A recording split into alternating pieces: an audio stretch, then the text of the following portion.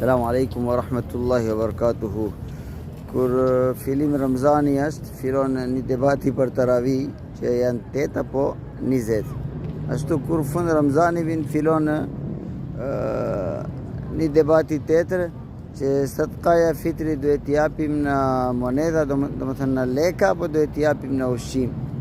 Edhe është një grupi hoxhallar që bën do më thënë një forsa aq i fort që nuk quhet sadkatul fitr nëse paguhet me lek.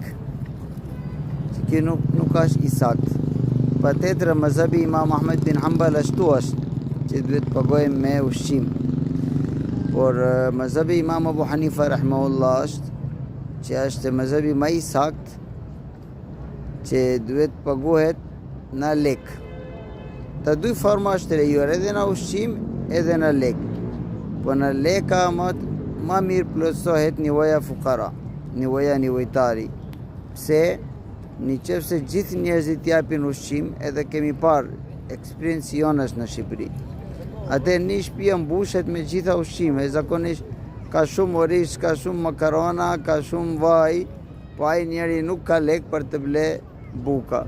Ai njeri nuk ka lek për të ble perimet, për të ble mishi, ose për të ble roba për familja vetë. Kurse ushqima ka sa duash, edhe ato ushqima nuk shitet prap, edhe nëse shitet me çmimi shumë të ulur.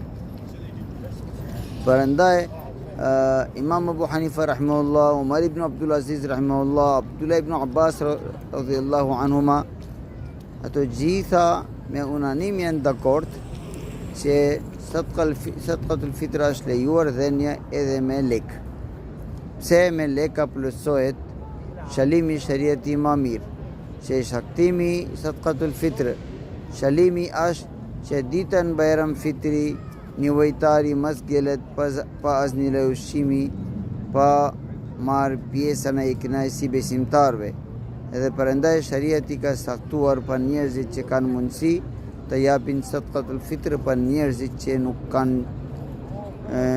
nuk ka aq pasuri sa po festojnë Bajramin e vet. Atëherë me leka plotësohet kë nivoja më mirë, edhe nga një shkaku që gruri është nga pjesa sadkatul fitr është çmimi elbit. Gjysmë çmimi elbi, ose dufi çmimi elbi ishte gjysmë kilo, ose gjysmë sa gruri. Prandaj vlezër nuk ka asnjë problem dhenje sadkatul fitr me lek. Selamu alaikum.